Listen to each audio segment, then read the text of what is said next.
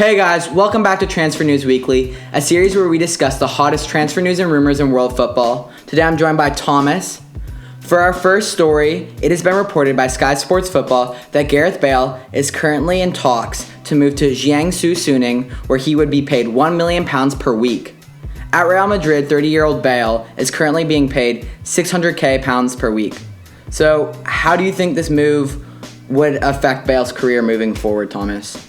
I mean, if he goes to China, he'll end up being there for, he's not going to get back into the top leagues in Europe after going to China at his age. Especially at 30. Yeah, I feel like this move for Bale, although it is a smart financial move, I think you can't really go at him too hard for making a move that would increase his salary almost double. Yeah, that's crazy money. It is a move that affects his legacy long term. I don't think we will ever think of Bale as a top player in his own era anymore. Because for a while, Bale was mentioned right below the category of Messi and Ronaldo. Yeah, top 5-ish. But now I don't think he's ever going to get that recognition because of this move. Yeah, and his career is already going downhill, at the latter ages in Real Madrid, last few years. Besides that Champions League when he scored twice, right? In the bicycle kick. But he had so many injuries in between that. Yeah, and he's just been back and forth and with injuries, and then now Zidane's back, and obviously he won't get into the squad. Yeah. Because you've mentioned Zidane is back, do you think, if you were in his shoes, would you make the same decision that Bale seems like he's going to make to move to China? I mean, personally, I wouldn't go to China. I'd still want to play, at a high level. But, I understand it. You're making, that's an insane amount of money. He'll be making roughly £50 million a year, which in US dollars is roughly $60 million. Yeah, that's insane. So I understand that, but I would rather go back to England or something. Yeah, I feel like for his legacy, if he really wanted to make a move that cements him as a top 5 player in his era, a move to United would be something that would do that, or a move to England. But yes, another top league, any top league. Yeah. Just not China. And I think the biggest thing for Bale moving forward is that he's done so much on the international level. We just need to see him recapture his form with a club. And in China, that's really irrelevant because that league is not taken seriously yet as a top league in the world. It's like the MLS. People just go there at the end of their careers when they know it's kind of done. Just to get paid. Yeah, and they just get paid mad amounts of money. All right, awesome. So let's move on to our second story. Also via Sky Sports Football, it has been reported Juventus are preparing an offer for United's Lukaku that would include Paulo Dybala. Dybala had a rather disappointing season in Serie A last year, only scoring 5 goals and assisting 4 times in 30 matches. Should United look to take Juve up on this deal? Wait, the deal is Lukaku for Dybala? Those would be the main pieces involved. And then, cash on either side, maybe? Yeah. Yeah, if I'm United, that's easy. I'm accepting it. Yeah. The thing is, though, that Dybala has... he did struggle last year. Yeah, but, it's proven that, when stars that need the ball play with Ronaldo, their usage just is down. And a guy like Dybala needs the ball at his feet, Mm-hmm. And he needs to create. And in a squad like United... a front 3 of him on the right, Rashford in the middle, Martial on the left. Mm-hmm. He'll get the ball a ton, and he'll be able to do things like he was doing at Juve. Quickly, do you think that Lukaku could return to United this season and be effective, or do you think he has to leave after the way their relationship is now between him and the club? I mean, I know Lukaku's been, bad for the last few years in terms of club, but, you've seen him at, in the World Cup, he was good. Mm-hmm. And, I don't know. It's a toss-up for me. It is. I in my opinion, Lukaku's a good player, but if you can get a deal where if you can get Dybala's better, in my opinion. Yeah. Lukaku's not bad. Dybala's just on another level.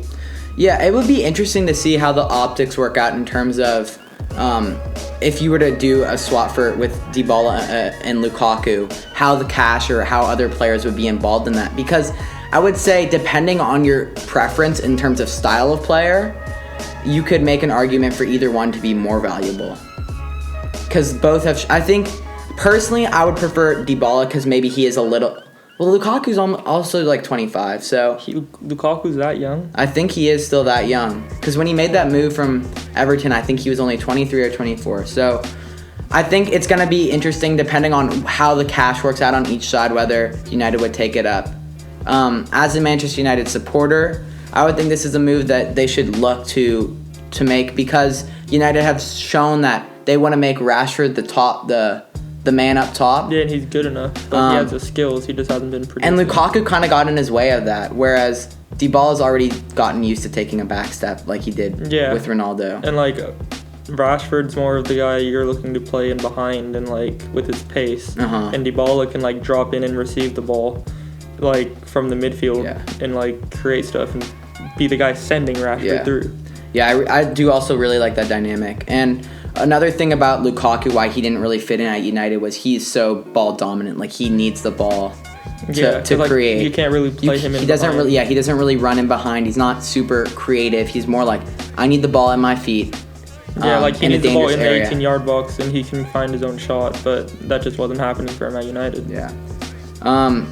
Yeah, so I agree with you 100%. United should look to be interested in this and try and make a move. Yeah, for me, that's a great deal. Yeah, for United, especially after Spurs' bid was just rejected. So it was rejected. Yeah, Spurs.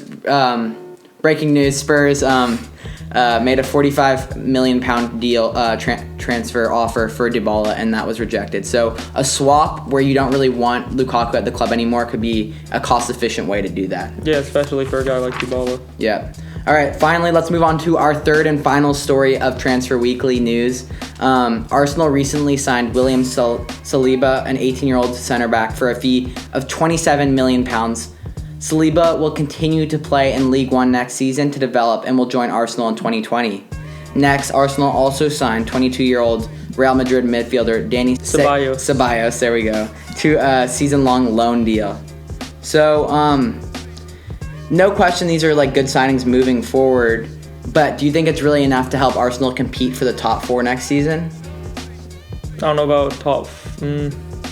I think they can scrape in that 4th spot, but I still hope and assume they'll get one more like proven Premier League or top European player, you know? Like, I'm not sure who it is, and I don't know how much money they have, because like clearly they have more than 40 million with the way they've been like offering transfers for players and stuff, but I just don't know like the quality of player they can sign. For me, they're really gonna have to target a center back. And like, I know Saliba's a defender, right? Yeah, center back. It doesn't help. But the issue is that he won't even be there till 2020. At that point, he'll still only be 19. So this is a move that maybe in 5 years' time, could be 3 to 5 years, could be a really good move. But as of right now, it's not very effective in moving the club forward. Also, the other move for Ceballos I think that's good. That's a good move for next season. Quality. He's a quality move, but it is also a loan deal. And I don't think it addresses their major issues in terms of their defense, was what let them down last season. Because they had, as we talked about before the show, an amazing attack, but I don't think they've really addressed the defensive end, because they haven't offered up the money for Tierney that's going to be needed, and they haven't really made a move for a center back. They need either a center back or a left back. And what center back is really left on the market at this point?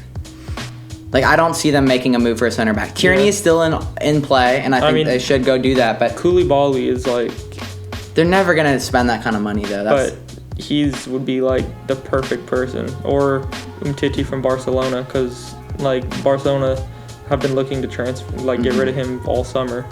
Okay, but we both agree these moves aren't enough to really make them competitive next season. No, you never know. Like, they could go on a run like they did last year. Okay.